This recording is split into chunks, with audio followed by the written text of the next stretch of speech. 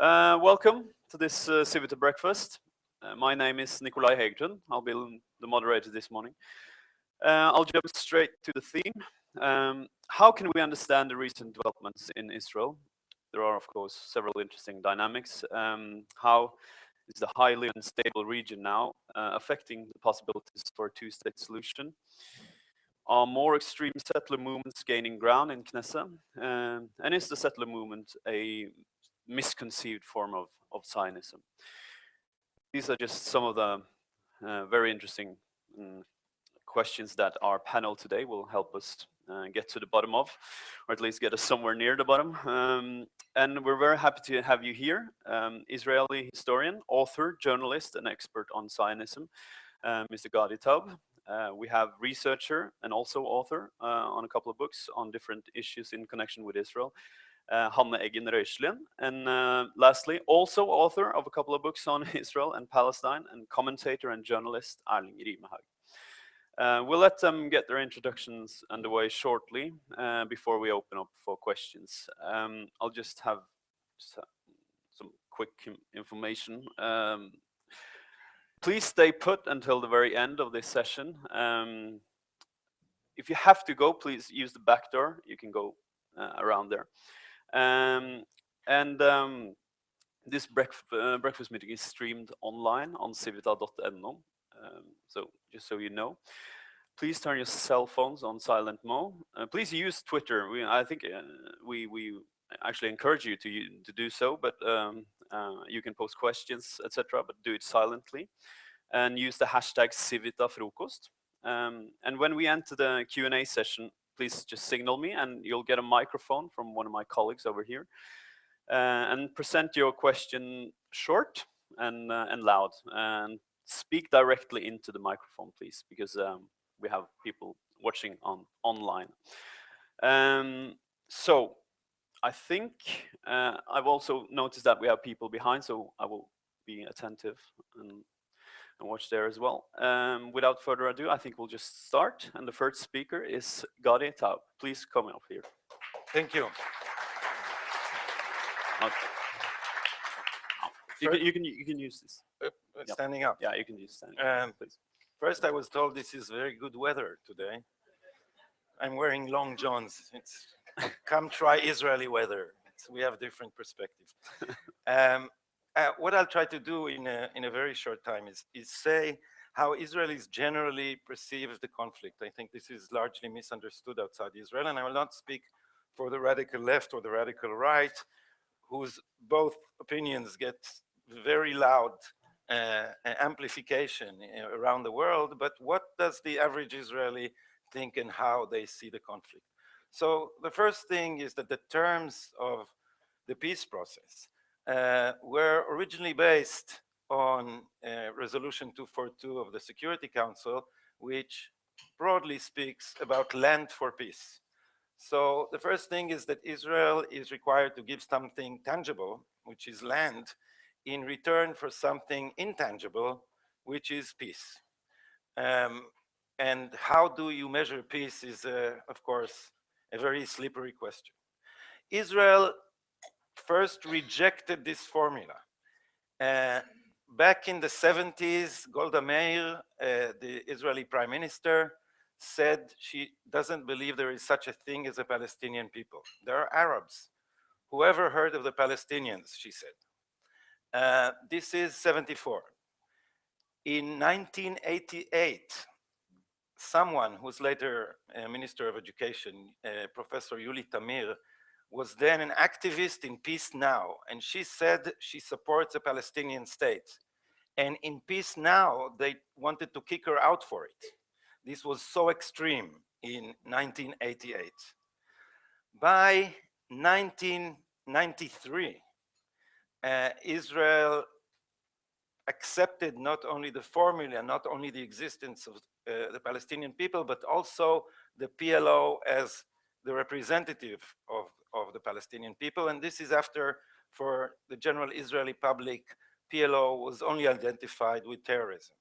So this was Prime Minister Rabin You might have heard of the Oslo Accords. I don't know if in this city it was made famous, but we have certainly heard of it. And so this has moved all the way to the center. And now we have a right-wing government which feels it necessary to acknowledge that it supports a two-state solution. Does it really? I'm not sure. But at least it's the formal position that it has to take. So now even a right-wing government has to take this position. This is how far the idea of partition has moved in 2 decades. It's just amazing. And then what happened politically? So in the eyes of the average Israeli, Israel overwhelmingly supported a two-state solution. This was after the Intifada, after the Madrid conference, and as I said, in 1993, with the signing of the Oslo Accord, there was a majority who supported it. But then buses started exploding all over Israel. And Israelis said, wait a minute, we are supposed to give land for peace. And if indeed the Palestinian leadership is supporting terrorism, it means that we are giving land and getting nothing in return. And people started saying, how about the Palestinian textbooks in schools? They don't talk about Israel, they don't acknowledge Israel, they keep glorifying terrorists. So is this deal even valid?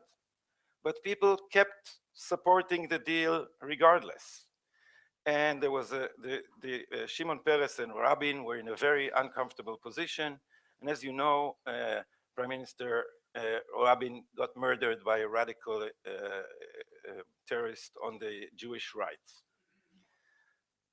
So the Oslo Accord was generally considered a failure in the eyes of, I don't want to say all Israelis, but it was beginning to be a majority. Nevertheless, Israel did not reject the two-state solution. It is not the same thing. And so Ehud Barak was elected. And the way Israelis understood this is that Ehud Barak is going to change the policy in saying that the Oslo Accords were built on the idea of creating a favorable atmosphere by going gradually.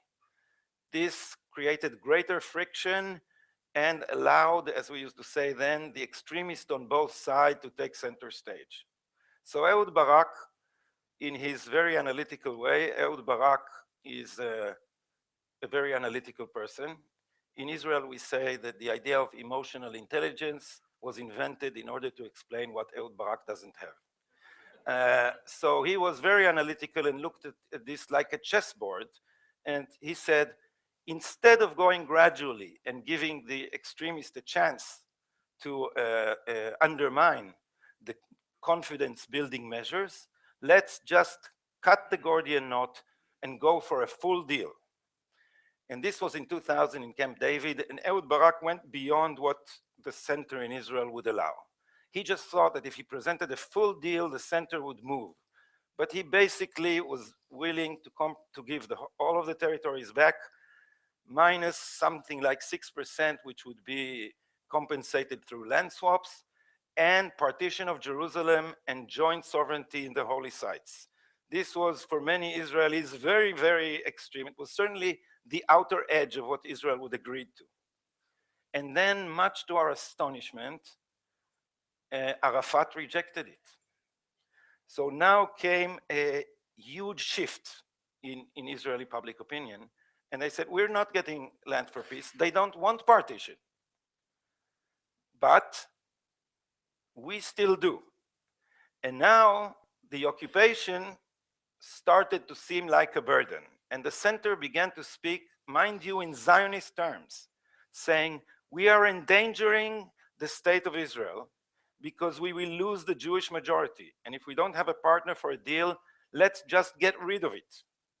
And this took a while to percolate until Ariel Sharon, no less, not exactly the greatest champion of human rights in the known universe, decided to just unilaterally get out of Gaza. And this was a shift people don't understand the enormity of for Israelis.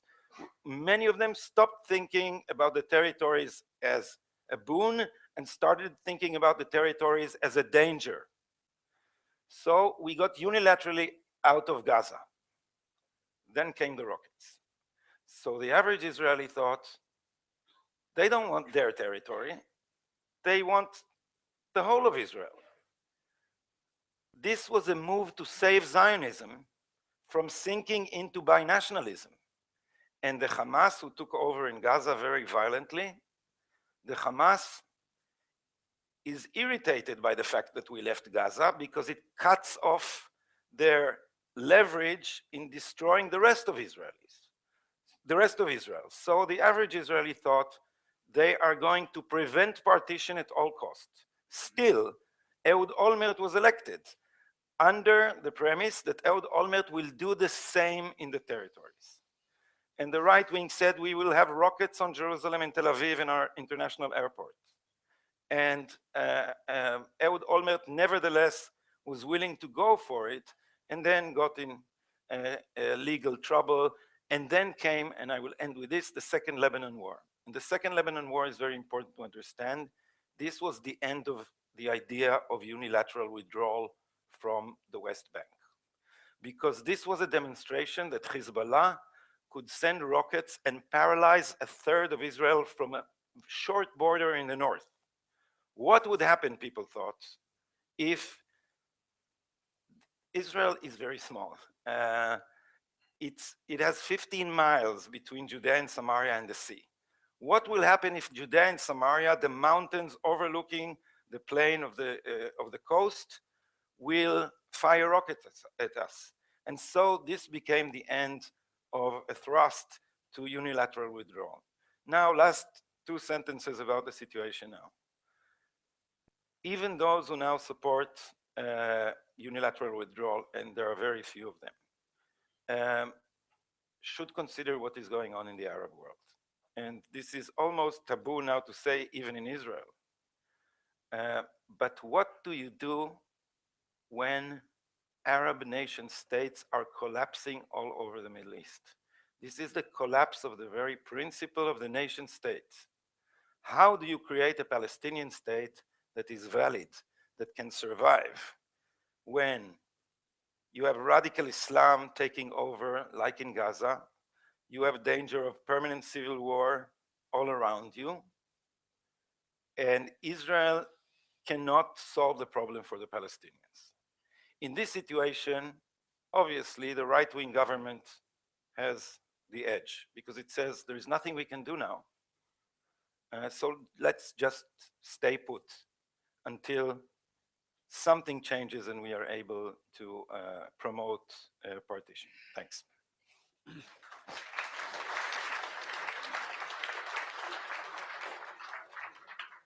Thank you. Next speaker up is Erling Rimehaug. Please take the podium.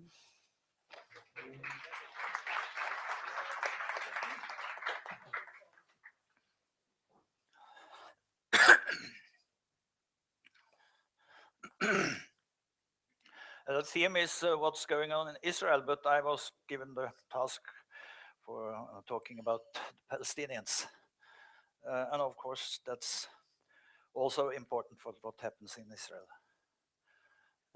My background for saying something about Palestinians is more on the grassroots, from the grassroots level. The last 5 years I've been literally walking through the West Bank several times, and then staying in people's home and talking to people, and especially I tried to talk to young people.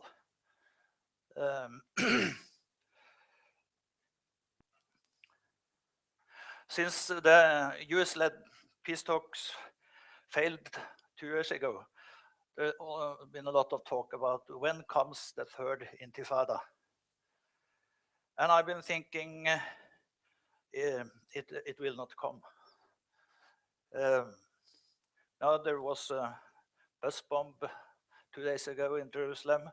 Might seem I'm wrong, but I still think we have to see more about what was that bomb about before we can say something about that.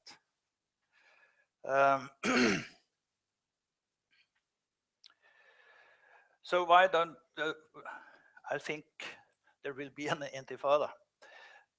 First of all, the Palestinian society, most of them, they still remember what high price they had to pay for the last one. And among ordinary people, you can sense the fear for the consequences they will have to pay if there is a new conflict with Israel, on a high-level conflict, you could say. The second, there is no Palestinian leadership that can organize an intifada or coordinate it. The split between Fatah and Hamas, of course, but still, I don't know much about Gaza. I've been there once 15 years ago, so I'm talking about the West Bank. And I've been surprised by how little support the Palestinian leadership has among people. I would almost say absolutely no credibility. There are polls also showing that more than 2/3 of the population want the present government to go away. They don't, and they think it's corrupt. And also the Palestinian leadership is divided in several factions competing for power. And the elite among the Palestinians, they depend on a good relationship with Israel for their own economic well-being and the privileges they have.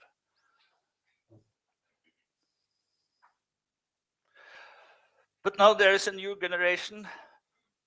They don't remember the hardships 10, 15 years ago. And it could be that the wave of violence we've seen the last year is a new generation rising up and creating their own intifada. And it's even called the intifada of knives in the media. Now, of course, it's a question what you mean by an intifada. It just means uprising.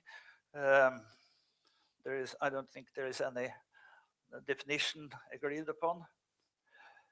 But the two intifadas we've had, perhaps one could call what happened in 35 to 37 for an intifada too, but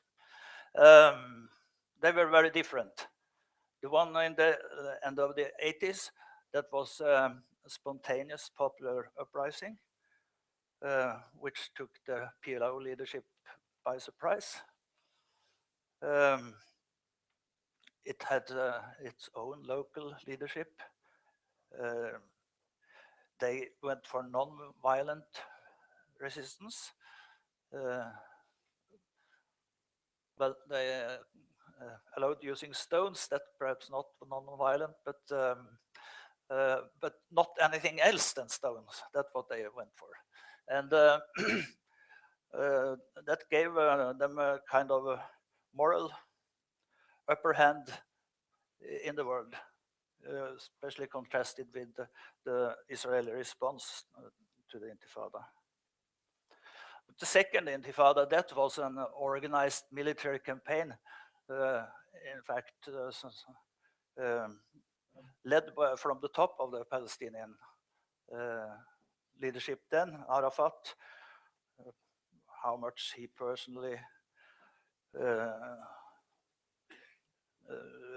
started it and so on has been a discussion, but of course he agreed to it and was probably the leader, in fact. So it was organized from the top. It was very violent. It involved terrorist actions against Israeli civilians. And Hamas also was a factor then. It was they who started with the suicide bombings. More than 4,000 Palestinians died in the second intifada. But the common thing with these two is they had a kind of sense of purpose. It was fighting to create conditions for Palestinian independence in some way.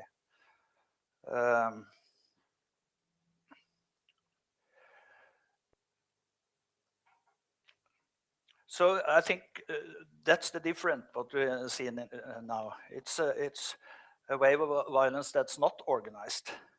It doesn't have any clear leadership. It doesn't have any clear purpose.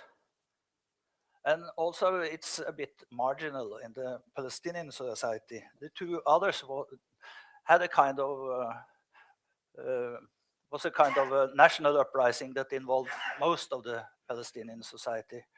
Now it's, in fact, it seems that it gets much more attention in Israel than in the Palestinian society. And perhaps because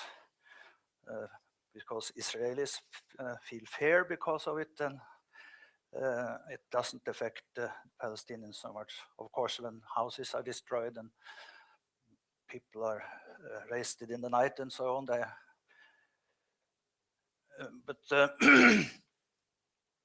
so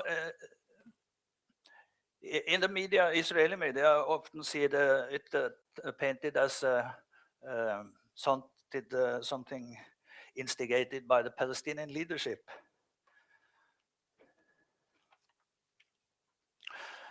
But the fact is that Palestinian security still works with the Israelis in stopping terror against Israel, and they said themselves a couple of weeks ago, I think it was, that they have stopped 200 attacks against Israel the last months. It was a surprise they said it, because they normally don't want to state publicly that they work with Israel because it's unpopular in the population. But it's a fact they do.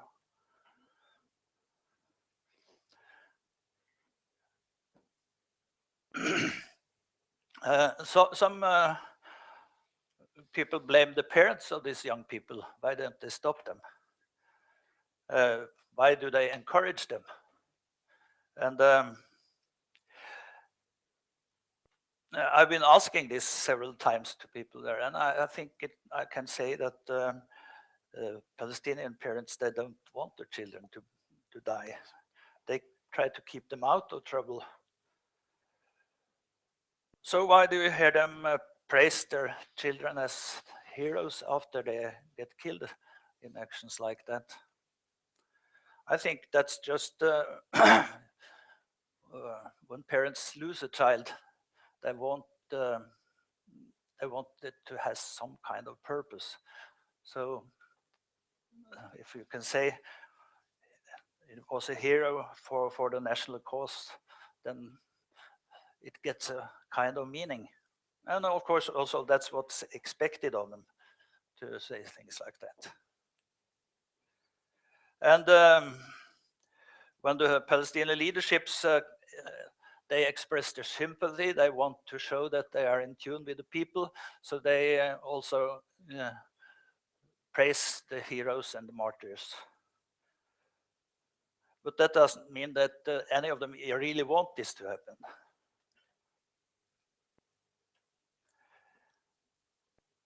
But the problem with all this martyr talk is that many of these young people, they really want to become martyrs. They get the idea that it's a good thing to become a martyr. And I think it seems to be a kind of way out of the situation. They don't see a meaning in their life. They feel they are nothing. They want to be something, and if you are a martyr, you are something. And that doesn't mean they have a religious motivation. It's not a martyr in the religious sense, at least for most of them. It's the martyr for the national struggle. They use the word martyr, you could use the word hero, perhaps. It's I think a young boy in Jenin refugee camp expressed this. He had been involved with something called the Freedom Theater there, which in fact is run by a Swedish Jew in Jenin. Interesting. This young boy, he said, I wanted to become a martyr. I wanted to be something. I wanted to be a martyr. But then I got involved with this Freedom Theater, and I saw that I could use my life for something meaningful. So now I don't want to be a martyr anymore. These young people, they are not typical for Palestinian youth. Just a few of them. You must remember that. Most of the young Palestinians, they don't want to be martyrs, they want to have a life. And their problem is that it's so difficult to get a life. They are not interested in a two-state solution at all, or in a Palestinian state. And that's not because they don't want independence or peace, but they just don't see it happen. They see the settlements growing, and they are convinced Israel wants to take it all. And they don't see any leaders worth fighting for or believing in. Thank you. The Palestinian government, they see as a bunch of corrupt quislings. And most of them, they don't have any belief in Hamas either. So there is no one to fight for. Of course, there are some Hamas among the youth, but most of them get arrested too. I have 2 minutes left, so I think there will be no intifada if I'm not proved wrong by the bomb. Probably that's some kind of individual action, or it could be Hamas. We'll see. Last year, Abbas turned 80 and he planned to step down. But when he saw the factions of Fatah beginning to fight for his succession, he decided to go on.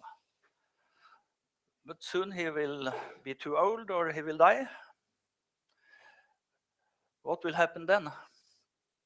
A couple of weeks ago, I saw an Israeli minister rejoicing over this possibility that PA would disintegrate.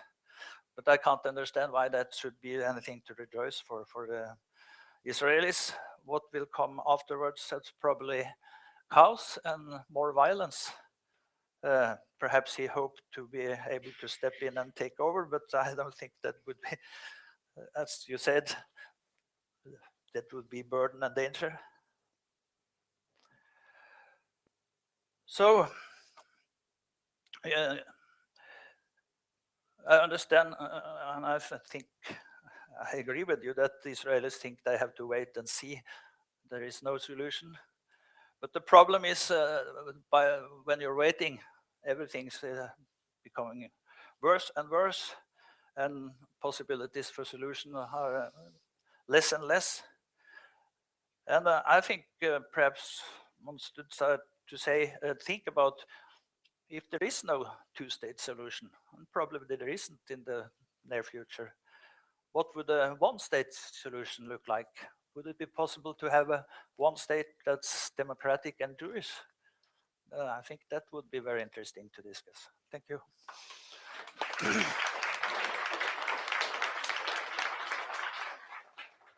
Thank you, Erling. Hanne Eggen Røislien, please.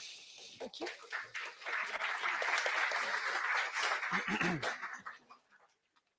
Det blir litt sånn stressende og tidsbegrensning før jeg har begynt.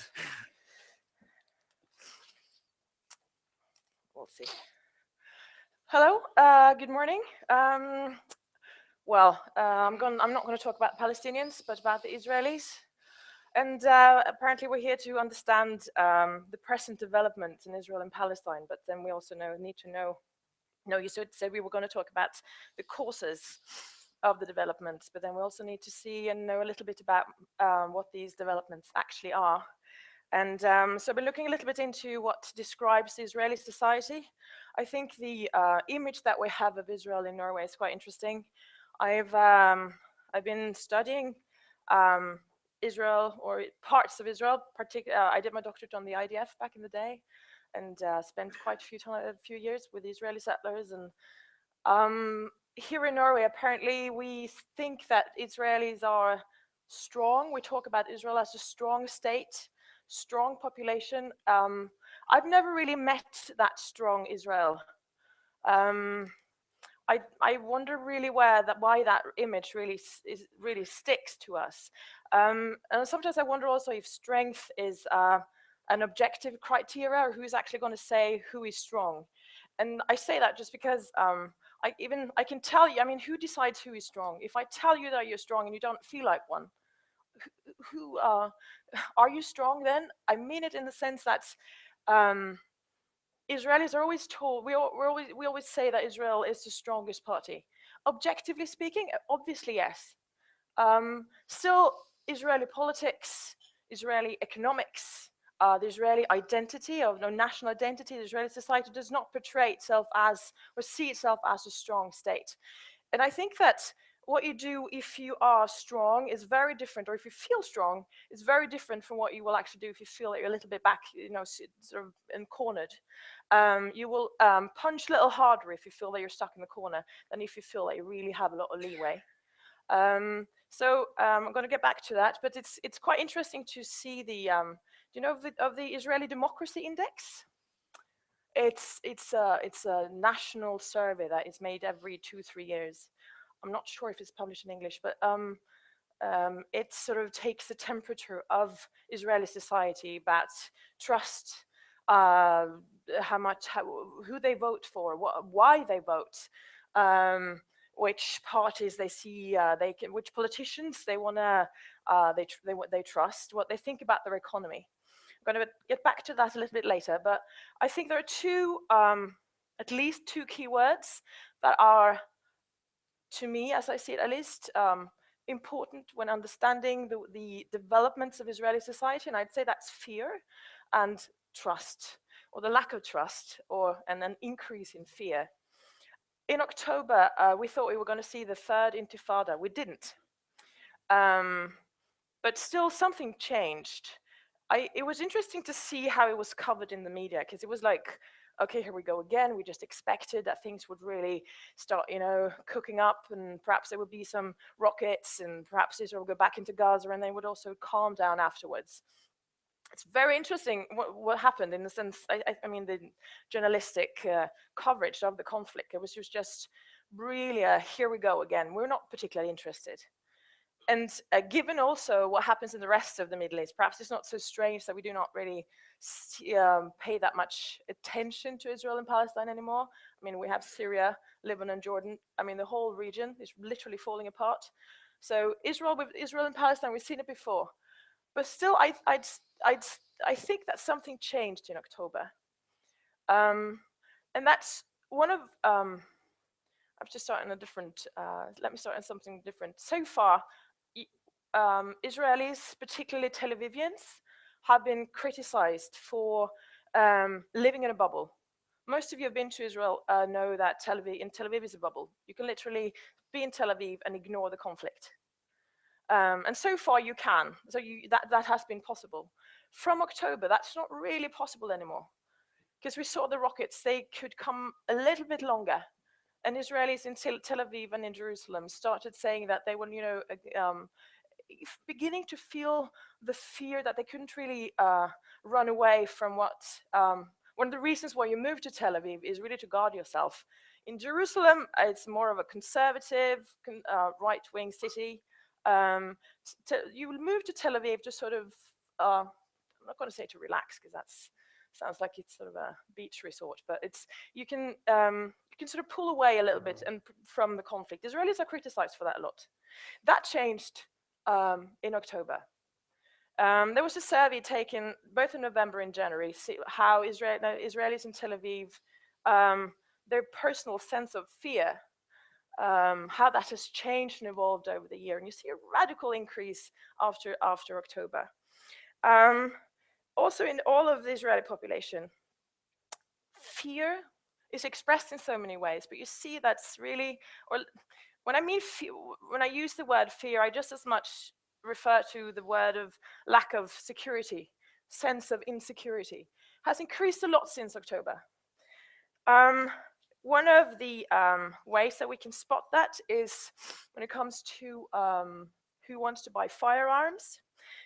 In October, there was an increase in weapon sales of 30%.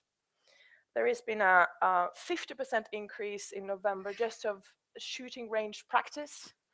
Pepper sprays have been sold out 5 times nationally. But we also see that what's his name? Internal Security Minister Gilad Erdan, he's approved easing restrictions so that officers with rank of first, I think it was first lieutenant or higher, and NCOs, and anyways, it's much easier to obtain firearms. You see that there's as I said, there was a 30% increase just for applications in October. We see now that it should be possible to obtain a gun license in a week. But the pressure now on those who are giving out those licenses is so big that you will have to wait at least 7 months. So that says a lot about the amount of applications. There's also, just this month, there's been a 50% increase in the demand for pistols. There has been ordinarily been between 1,000 and 1,200 pistols sold in Israel. That's 4 times just so far this year. Interesting. And you can say, I'm not sure if you can think for yourself what I will say about the entire country. But it's also, when it comes to trust, Israel Democracy Index is one, but if you compare it with Norway is a super interesting country to study in comparison to Israel. Israel, Norway, Japan, and the US are like the 4 countries that you should compare. They have their own sort of statistics that match beautifully.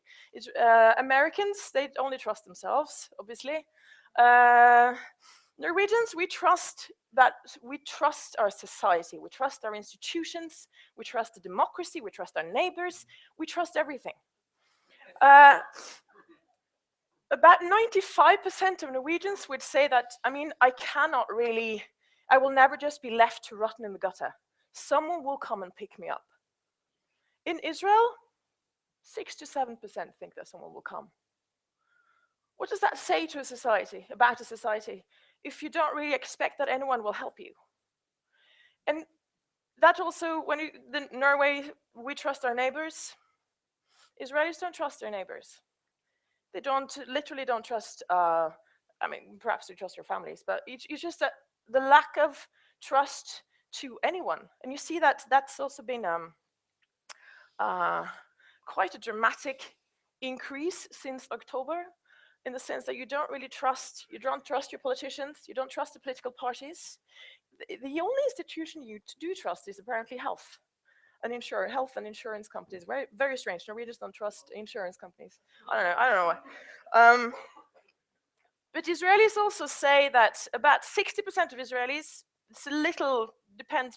politically, it's a little different if you're on the left or on the right. I will say that we cannot trust the Arab population. We don't think the Arab population has reconciled with us being here. I think it's quite interesting, though, that in spite of all of this, 75% of Israelis say that they will stay in Israel to the bitter end. I think that's quite interesting, actually. But I just have to say, though, that's the difference in how Israelis describe the situation in Israel is just, it really follows so nicely, but that's the further to the left you are, the worse you think it is. And the further to the right you are, the better you think it is. And that also matches coherently with, there's in the same statistic, you should really read it, it's super interesting. that how many what do Israelis call themselves? Israelis or Jewish or something else? If you vote, I mean, the further to the right you go, the less you want to describe yourself first and foremost as Israeli. The vast majority on Israeli right, on the right wing, would say that we're first and foremost Jews. Then it's just a small number on the right that would say that we are first and foremost Israelis. On the left, it's really the opposite. About 90% on the left would say that I'm first and foremost Israeli. And then I would describe myself as Jewish, and that refers to what you actually, if you identify yourself with the ethnic group or with the state. Regardless, we see the point I just wanted to make, and I think I've made it, is that you see since particularly the last 3-4 months, quite a dramatic increase in weapon sales, in the demand for personal individual security measures to be taken. You also see quite a dramatic increase in the lack of trust to state institutions. But also following that Israelis, you see it's just year after year after year. They've done the democracy index for the last, I think, 25 years. Israelis trust fewer and fewer and fewer people. Israel is an interesting case to research in that sense, because for us who, I work in the military, and what protracted conflict does to a society over time. And the one thing that we see that just vanishes in states is trust. And that is also the most difficult thing to build up afterwards. You can build up a school, but you cannot make me trust you. So that's what I wanted to say for now. Thank you. Thank you.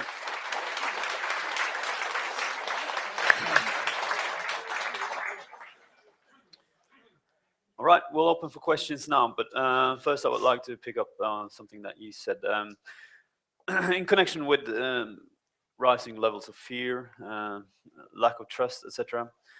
Civita is, of course, a liberal think tank, and rumors will have it that Israel is getting also increasing illiberal. I'm not sure, and I would like to hear what you think about that, Gadi, especially. Are liberal actors getting more marginalized, and is this sort of depiction correct? How can you comment on that? Well, first of all, I think Israel is very misleading in many ways. Although I was impressed with Hanne's objective indexes of fear, but Israel has been uniquely immune to terrorism, because we have so much experience that we know that terrorism works if it spreads terror.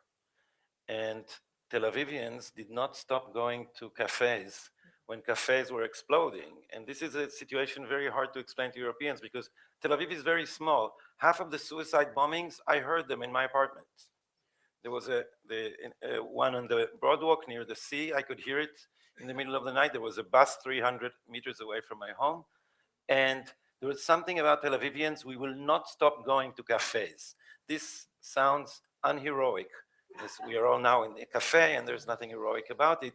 But when terror is designed to paralyze your society, and it just doesn't work.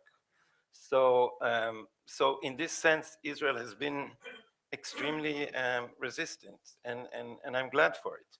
Secondly, it's very hard to capture the mentality of extreme contradictions in Israel. I wrote, this is never said in when I presented to educated crowds, but I also wrote a novel about strip clubs. And I hung around with like the lowest echelons of society, like the late night sleazy bars and all this. And the lower you go, you will find more xenophobia. And I was sitting with this girl in this bar. It was like 4 a.m. in the morning, and she was explaining to me why all the Arabs should be shot and deported. I was trying to make out in what order, because it makes things complicated. If you first shoot them, and then, or you have to deport and then chase them. And I was listening to this. Really, this constituency in Israel had a political party once, and it was banned from parliament. It was a tiny party that openly supported deportation. So she belonged to that party in her opinion, but then it turned out, and she told me all the Arabs hate us and they're all horrible and they're murderers and all that. And it later turned out she had an Arab boyfriend and they have a child together. And so when you live in such an extreme situation, it's very hard to capture the nuances of the moods, because Israelis have one mind for ideology and another very practical mind. Mind you, that Israel is a 20% Arab minority. It's a national minority, it's not a religious minority, which is a difference I'd be glad to discuss. But this is why there is no possibility of a common identity, because a national identity is defined by wanting to preserve its identity apart from the majority. And the way to do that, you can read our Declaration of Independence, or else the EU's Framework Convention for the Protection of National Minorities, which by and large describes the Israeli constitutional framework for treating a minority. But we live with 80% Jews and 20% Arabs who are Palestinians, and with whom we have a constant war for 100 years, and we still get along in one democracy. I think this is stunning. I don't know of any other example, and it requires a sort of double think. You have a political opinion, but you also have a pragmatic turn of mind. And just my last remark would be that in the Israeli mind in general, they are aware of much of the Palestinian suffering, but in their view, and I think in an important sense rightly, Palestinians have consistently rejected partition. No matter who the government was and when it was offered, beginning with the Peel Commission in 1937 and ending with the Kerry Plan. Now, Palestinians have consistently rejected partition. They could have had a state many times over, and they have rejected it. And the litmus test for this is the right of return. Every time the negotiation reaches the final point and they demand the right of return. The right of return is the right of return of only Palestinians have refugee status, which is passed on to your children. No, there's no such thing in any other place. There are 5 million refugees at least, some say up to 9 million, 5 million who are likely to return. If you demand the right of return, it means that there would be an Arab majority in Israel. So you have partition, but Israel with an Arab majority, and this is what my friend Alex Jacobson calls the two-state solution, the 2 states on average solution. There will be 2 states, 1.5 for them and half for us. So Israel there is no situation in the world when Israel would accept what amounts to national suicide.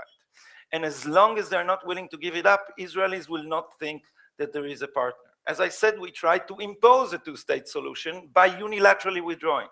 This is because Israelis began to think that not Israelis, or you will forgive Jews for being a little paranoid after 2,000 years, but they have started to think that part of the Palestinian strategy is to avoid partition in order to finally have a 1-state solution in which eventually there would be an Arab majority, and therefore Zionism will sink in this vast Arab region.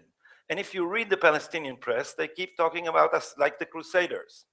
We are a temporary phenomena, an invasion from Europe, never mind that we're not all European, but eventually we will get tired and go away, or else shrink back into a minority. And since this is explicit in the Palestinian press, and since if you look at I know Israel in the news, it looks like Israel is about 2/3 of the globe, and the rest have no problems. But Israel is this tiny little country inside a vast, very hostile region, in which has a declared policy of genocide towards us. So it's true that we are very strong in many senses, but in an historical perspective, if you think that 7 million Jews can survive among hundreds of millions of people who reject their very right to exist. With Hamas, people not only glorify terrorists, they glorify it as part of a philosophy where killing Jews just for being Jewish is considered a great virtue. If you read the Hamas charter, killing Jews is a positive value. So you will forgive Israelis for being slightly paranoid. The fact that you're paranoid doesn't mean that nobody is chasing you. Okay. Thank you. I need to remind the audience that you just have to signal me. This is the first time I've been at a meeting debating Israel that no one has actually listed yet. So, but Erling, you will comment. If I'm allowed to pose questions to Gabi. Sure. So I had two very different questions. One I thought about before coming here, but I was in Israel a month ago, and when we had this incident of the soldier who shot wounded Palestinian. And the first day I read it in the Israeli media, and you got the reaction from Netanyahu and from the chief of staff, and I thought, yeah, this is a sensible reaction from the authorities to condemn an action like that. But then people started to say they sympathize with the soldier, and on Monday there was a big rally in Tel Aviv in support of him. And in fact, I have problems with understanding what's going on there. How that can, the people can hold that kind of opinions. So I just wanted you to explain it. And but then the second was, I heard that you know a lot about Zionism, and I've been thinking a lot about this. What is a Jewish state? What is the essential thing? Is it the Jewish majority? Is it the right for all Jews to come to Israel? Is it the flag and the national anthem? Is it the religion? Or what is it? What is essential for having a Jewish state? Just give me 2 hours and I will explain this in great detail. Would you like to respond on that, or sure? And then we have actually 4 questions from the audience. I'll defer the Zionism question. I think it's a very long one. Just say some remarks about the soldiers. The soldier, if you don't know the incident, the soldier shot an already neutralized terrorist who tried to kill them, and he was on the ground, and the soldier came and just took out his weapon, just shot the guy dead in the head after he was helpless. And indeed, the IDF, the chief of the IDF, immediately said that this is not our way and this is not what we do. And so did the Minister of Defense and the Prime Minister. But there were many people who started supporting this soldier, which is, I think, a measure of public anger, which I wouldn't want to say is justified, but one can understand the context. And just to show you how the debate is disproportional about Israel, not long ago, a British Marine soldier shot a terrorist in Afghanistan. I thought was dead after he was tied. And he was taken to trial. There was a huge rally of the Marines and the Marine veterans that he should not be tried. There was support from political leaders all over the spectrum. There was support from the royal family denouncing the harsh way in this that this person was judged. And the British court refused. The thing that happened is that this murderer was bragging. He said, "Here, I'm breaking the Geneva Convention." Boom. But someone had a camera on their helmet who recorded the whole thing. And this was brought to court, including him bragging that he's breaking the Geneva Convention.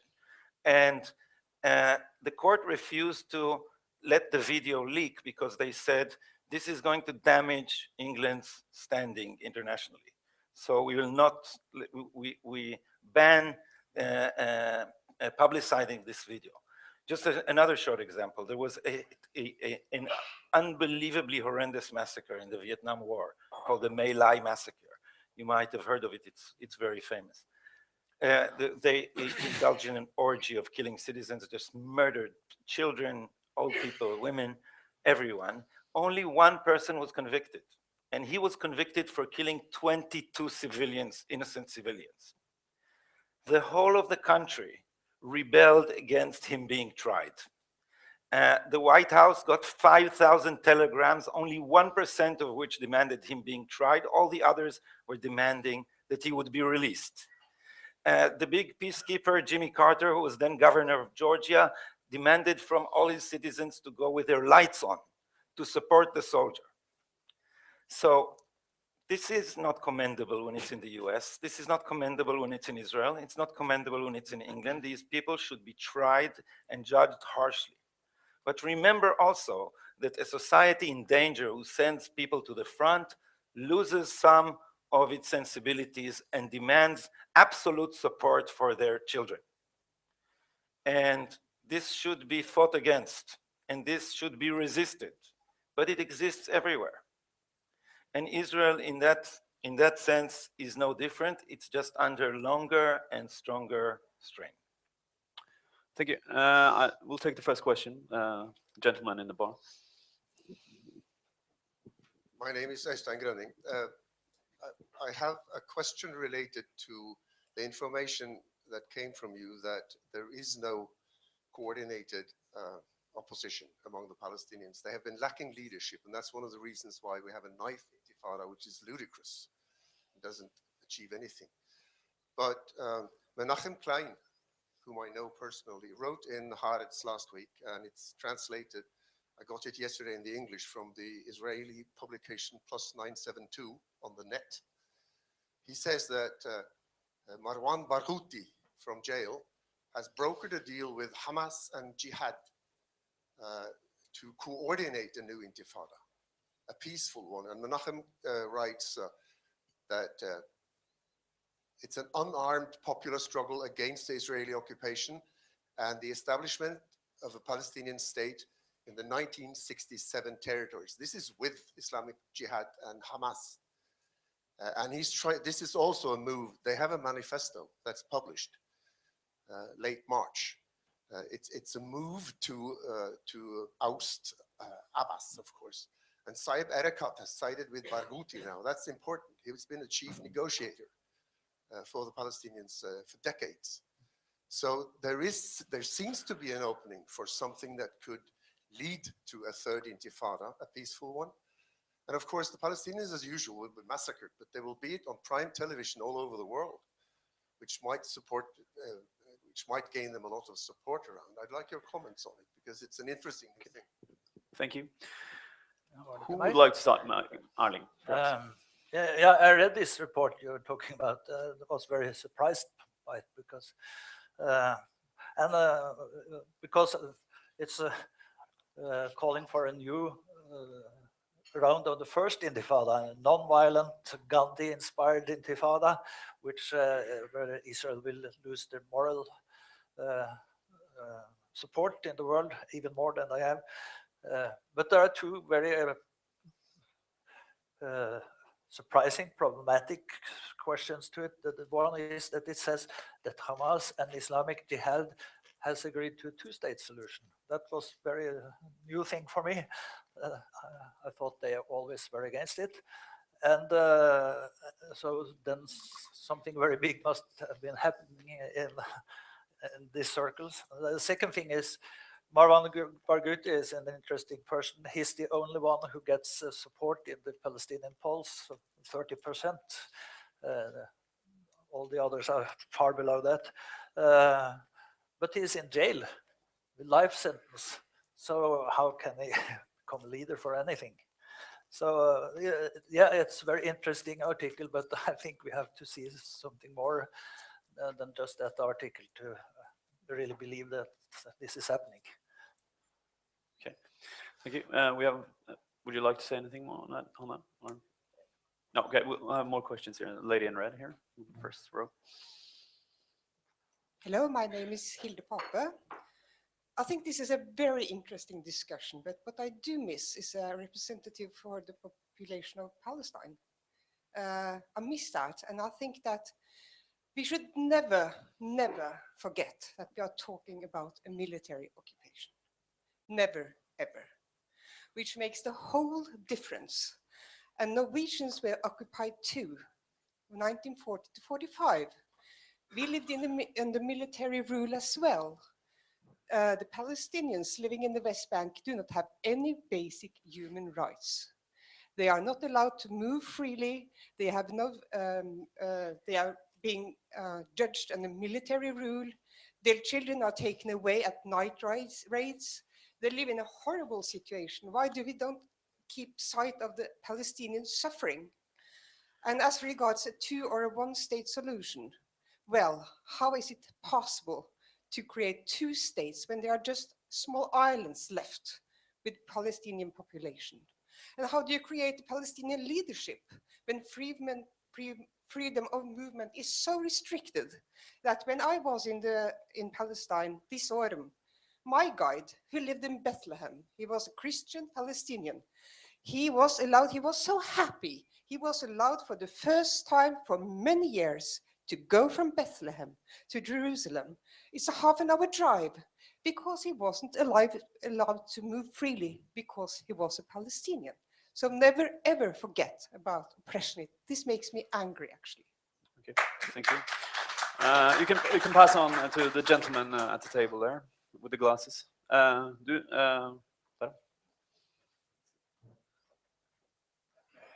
Mitt navn Odd Dag Bjørndal, og jeg har vært involvert i å...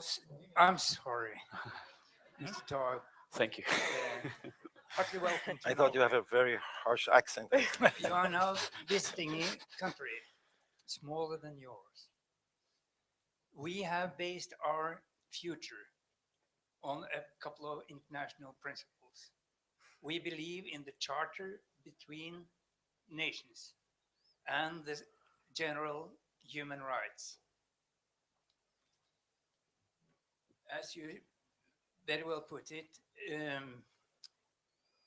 we have a situation with occupation.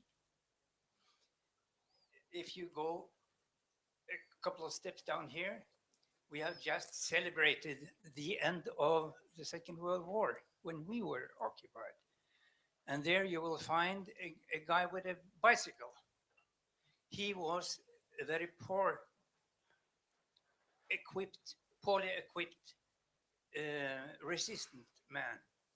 And they worked just like all situations where there is a war. When Israel was established, you had 2 so-called terrorist organizations. In Palestine, there are 2 so-called terrorist organizations. In Norway, we had our own. They were heroes. They stood up against a tremendous military force, as the people in Palestine is doing. So we must never forget that the reason for we are here today discussing this is the occupation. Thank you. Please comment on that. Okay, there's 2 comments now. Do not forget that there's a military occupation. Yes. First, Hanne, and then Gadi.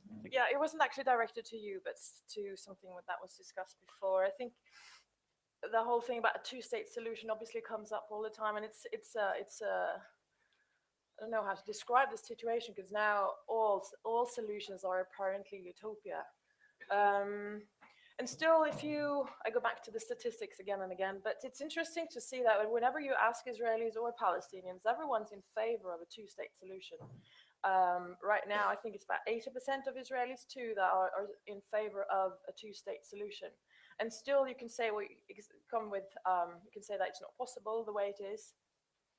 I think it's always, I wonder why we don't really follow up what we actually, because the next question is obviously then what we actually mean with 2-state solution. And I think that's one of the, I don't know if I should, who's to blame, but why we don't really ask the second question, because Israelis and Palestinians obviously mean 2 different things and refer to 2 different territories when they talk about 2-state solution. In the international arena, we talk about the 67 borders. Israelis do not concur or agree with that way of they're more how can I put it, flexible in the sense when you where to draw borders. That when I say flexible, it doesn't necessarily mean that you would make a two-state solution that would take all the West Bank, but also, for example, also take part of what's now the state of Israel. But it's interesting sometimes if you start looking at sort of hard facts and the data and statistics from Israel and Palestine, they seem very contradictory. So I wonder if what we should actually stick onto, because I think the way now, then it's just, we always come back to two-state solution is impossible. Which solution is actually possible? Because in the end, there will have to be a solution, and we cannot stick to utopia. Thank you. Gadi, you would like to respond, and after that, we have the gentleman over there in brown jacket and the lady by the window. But first, you can respond. Well, I'll try to answer as politely as I can, though I want my protest to be taken notice of. That the comparison with the Nazi occupation of Norway is preposterous. The Nazi movement was planning to dominate the world. Israel occupied the West Bank after it was attacked on 3 fronts, and after it has been, it was born in the midst of a genocidal war against Israel. Furthermore, we've left Gaza. If you think of the situation in bare human rights criteria, for the population of Gaza, the situation has become worse. Hamas is a far more violent form of government. When Hamas took over, they flat out executed 1,400 Fatah operatives. I don't mean to defend the occupation. I'm not for the occupation.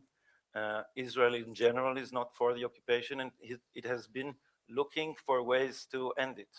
True, there is also the right wing and there's the settlers. The settlers, about which I've written a book, are, to my mind, not at all a part of Zionism. They are a part of a messianic religious movement who believes in redemption through acquisition of land, while Zionism has always stemmed from and based itself morally on the idea that all peoples have the right to self-determination.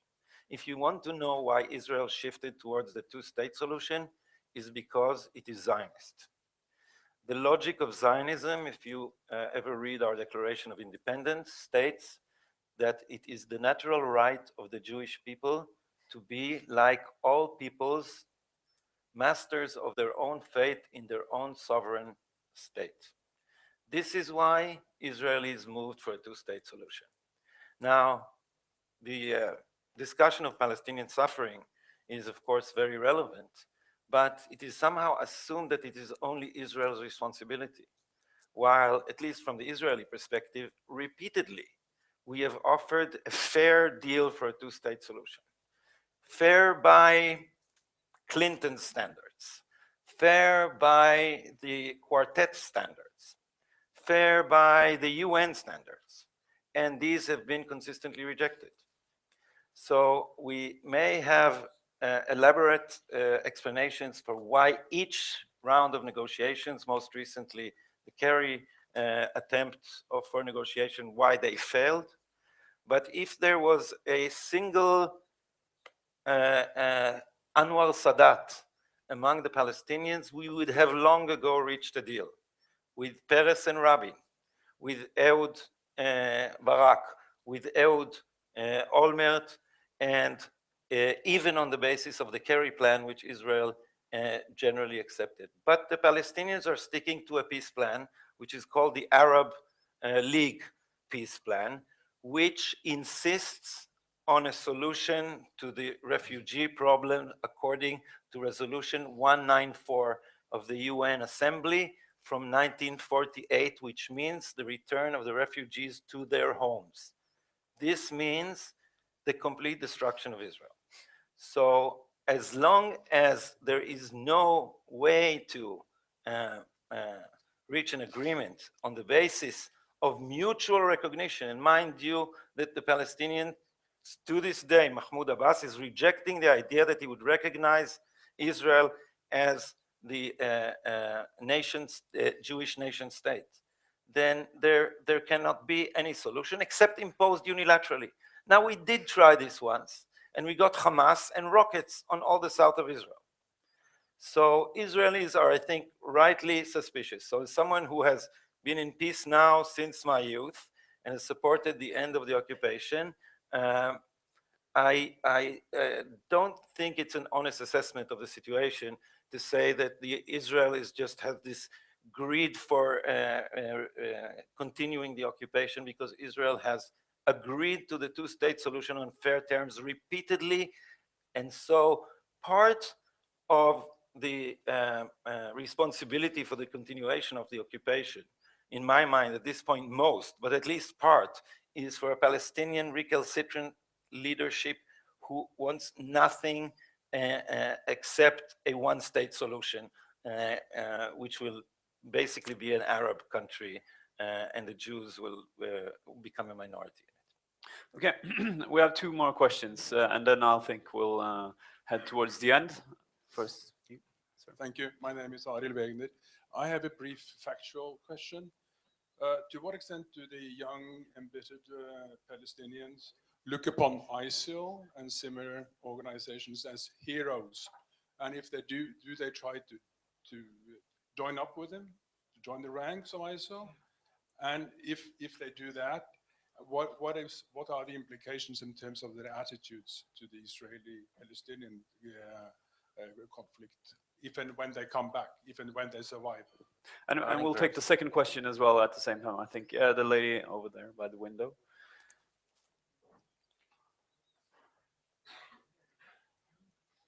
My name is Katrin Jensen. I am chair of the Norwegian Palestine Committee.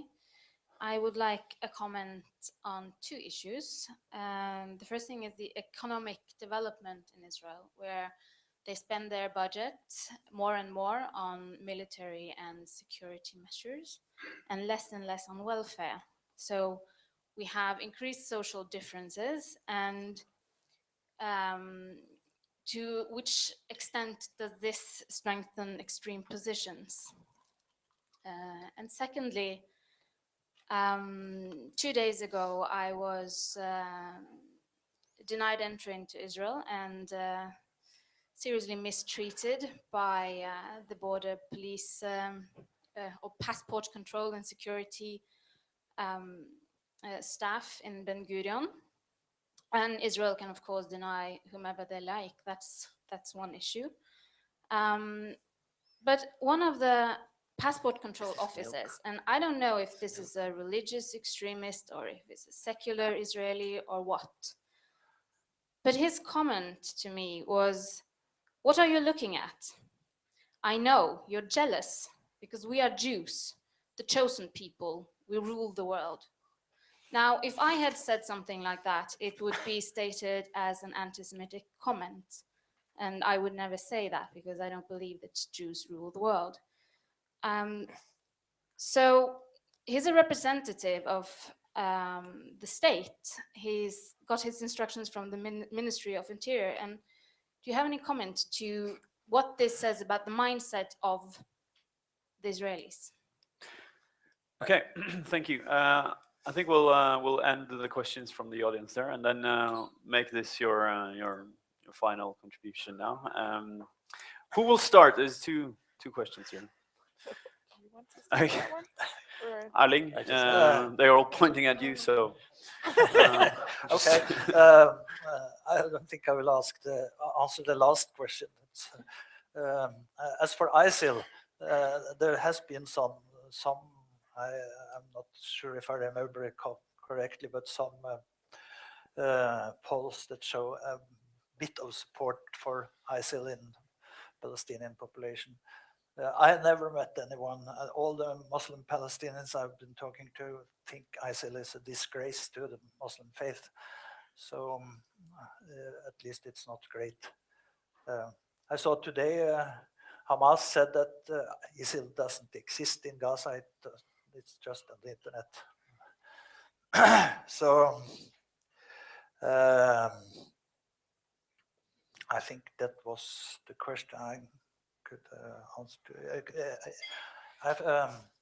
Seems to have been my task to talk for the Palestinians here. So I just want to comment a bit on what you said about the Palestinian state. What kind of Palestinian state are they rejecting? Because there's much talk about these percents of land, but what most Palestinians feel is that Arafat in Oslo went too far. He was in a corner. He had nothing to lose by he had a lot of to win by making an agreement, and he was in a corner. We had much options, so he agreed to a lot of things he shouldn't agree to. For one thing, the Palestinian state is supposed to have borders controlled by Israel. It's will not control its airspace. It will not have an army, but the Israeli army have the right to go in if they feel the security of Israel is threatened. So there are a lot of those frameworks for a state they think is that kind of state is no reason to have it. It's just a way of continuing the occupation with the Palestinians conducted the occupation. That's a lot of Palestinians thinking of it that way. And when it comes to refugees, I think I've talked to many, to some of these who are refugees and ask for the right of return. And I ask them, have you ever been to the home you left in Haifa? Do you know if it exists? What would it be like to come there? What would you do with the people living there? But they never think of it in practical ways of that. It's a principle for them. It's like they need to get accepted that there was something wrong done against the Palestinians. They want the UN resolutions accepted, and then they can start to negotiate on that basis. That's the way of thinking there, I think. Thank you. Hanne, you've quite a few comments, I guess. Do I? I'm not sure if I do. I don't see you, but I see the woman in the back. There you are. I think that kind of comments from security guards are incredibly damaging to Israel's reputation. Incredibly damaging, and it's one of the problems is that I think those are the people that most meet, and it's so easy to generalize from those comments to what Israel actually stands for. Israel has a super policy problem, PR problem when it comes to mainstreaming, socializing, whatever, forming, shaping how their security guards actually talk and speak. It's been a big problem in the security services, big problem in the IDF. And again, I'm very reluctant to generalizing from what stories you hear, I mean, with people, and to the degree to which that is representative for a national identity or a national soul.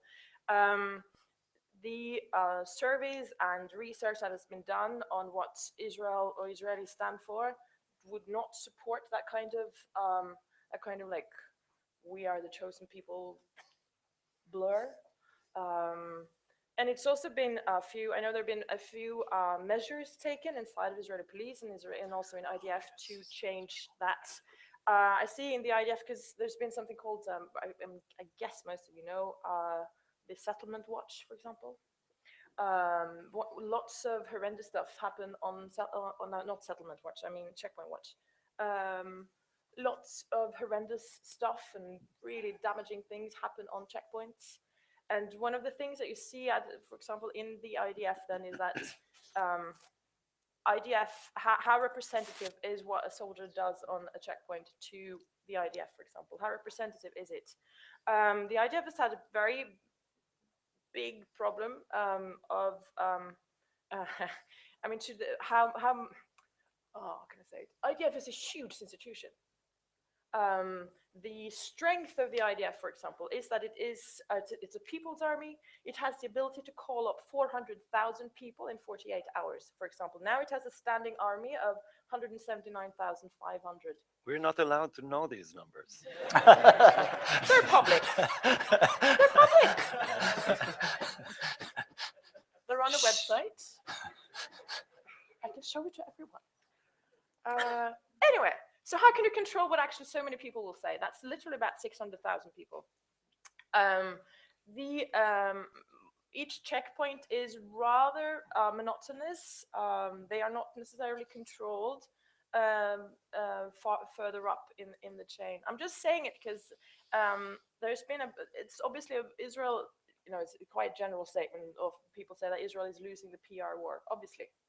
Israelis are very aware of that. It's mentioned very often, and still you can hear, and one of the problems is that the people lowest down the chain are the ones, and those who are the furthest away from, I was about to say control, are, for example, what you meet in what you met. I'm not saying that doesn't cover anything, but it's or that no other Israelis would stand for such opinions. But I'm very reluctant to generalize it, to saying that that's the sort of the spirit of the Israeli soul. Also, to the degree to which the Israeli police and the IDF has tried to change it, because I think, regardless, it's very, very damaging for Israel's face. Don't you think? Yeah, absolutely. Also remember that she asked about social inequality and decrease of spending in social welfare and increasing. I guess the subtext was that we are promoting war by spending on the military, but generally Israelis think of themselves as promoting defense by spending on the military. Israel does not have expansive intentions. It just feels it lives in a very hostile region and should be always able to protect itself. And note also that Israel cannot afford to lose any war. The Arab countries around us can afford to lose war. If Israel once loses a war, it's done.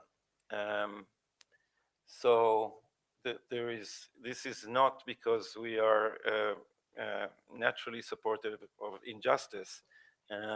It's just because Israel has different needs and is in a different security situation than Norway is.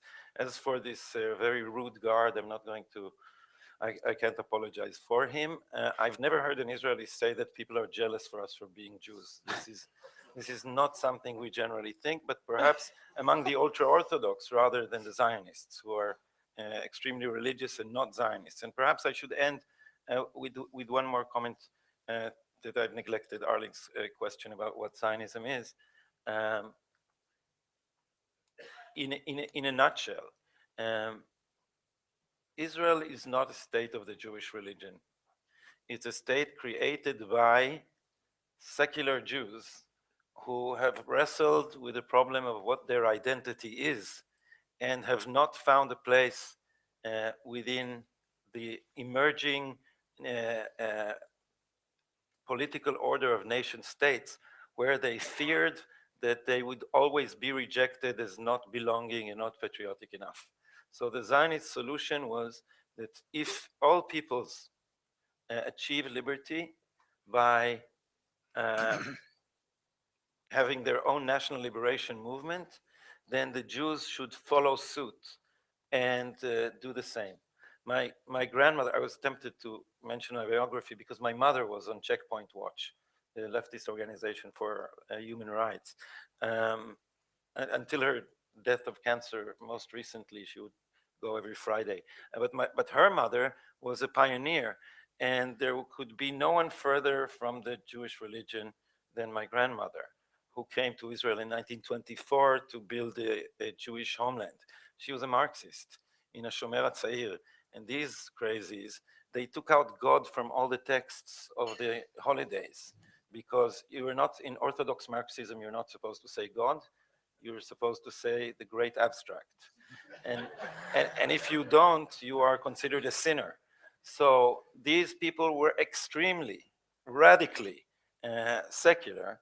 And so was my father, who was a refugee from Slovakia, not a survivor of the Holocaust. For some odd reason, this boy, at the age of 12, after the Nazi invasion of Czechoslovakia, understood what his own father didn't. And I can't say he envisioned the Holocaust, but he said this would not be good and convinced his own father to come to Israel, where he was arrested by the Brits. They had nowhere to go. So this was the backbone of Zionism. And Zionism, in a short definition, in terms of political science, is the application of the universal right of self-determination to the Jewish people. Mind you, the Jewish people are not the Jewish religion. One could be Jewish, religious, and not a Zionist. But if you conceive of yourself, like I do, as a secular Jew belonging to a national identity which is Jewish, then you are a Zionist. And if I have, is there a minute or are we? Yeah, there's a minute. Yeah. Then I'll tell a story, because usually, Erling, I spend half a semester answering this question, because I teach the history of Zionism, and so to explain to students. Come and study with you. You're welcome. How Zionism began from the idea of liberty, and from the gradual realization of Jews that they will not achieve full equality within the context of European nation unless they give up their aspiration to a Jewish identity. So I spent half a semester explaining this question, which is very complex, why Jews couldn't, as they can now, live in other states. And then I was in the conference, and there was this Holocaust survivor. It was screened, she was not there. But in the beginning of the conference, they screened these little snippets of testimonials from Holocaust survivors. For some odd reason, I don't know why the organizer chose the silliest question to ask all these Holocaust survivors. What was the happiest moment for you at the end of the war? These people came from hell now. What would you expect? So, of course, almost all of them said when the Red Army or the American Army released the camps.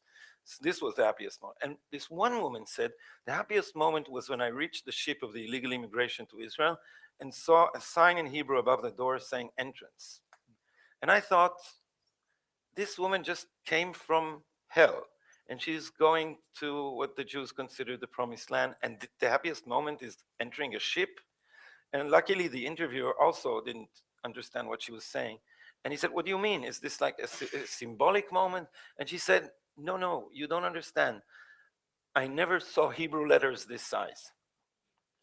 And I'm telling you, my heart stopped beating, because this is the whole, I can spend semesters explaining this, but for this woman, this is everything. A place where there would be a public sphere in which one would not feel alien. And the Jews haven't had that for 2,000 years. So the answer to what is Zionism is, it's an application of the right of self-determination, where you could be yourself in private as well as in public. And if you are a consistent Zionist, then you support the same right for Palestinians. Thank you. Thank you for that. One last comment from I'm just going to say one thing about the budgets. The increase in budgets, it's been about 17.9% of BNP, and I think it's increased about 26. There's a little, they play a little bit with numbers, because it's different whether they will include or not include the Ministry of Defense. But it's seen as, or used as a quite direct response to the Arab winter, or whatever you call it now, actually. Israel has really been on the fence with what to do, but one of the results is to increase the defense budget. So I'm a little bit, to what degree, whether it will, did you say that it would feed or fuel extreme sentiments? Too early to say. Okay. Before we give a hand to the panel, I'll just use 20 seconds to promote next week's breakfast meeting. In Norwegian, I samarbeid med Senterpartiets programkomité, så spør vi om det overordnede, eller overnasjonale systemet har spilt for litt, og vi ser comeback til nasjonalstaten i Europa. I panelet så har vi Ola Borten Moe, Janne Håland Matlari og Nils August Andresen og Stein Inge Jørgensen fra Morgenbladet. Det onsdag neste uke, altså klokken 8. Thank you so much.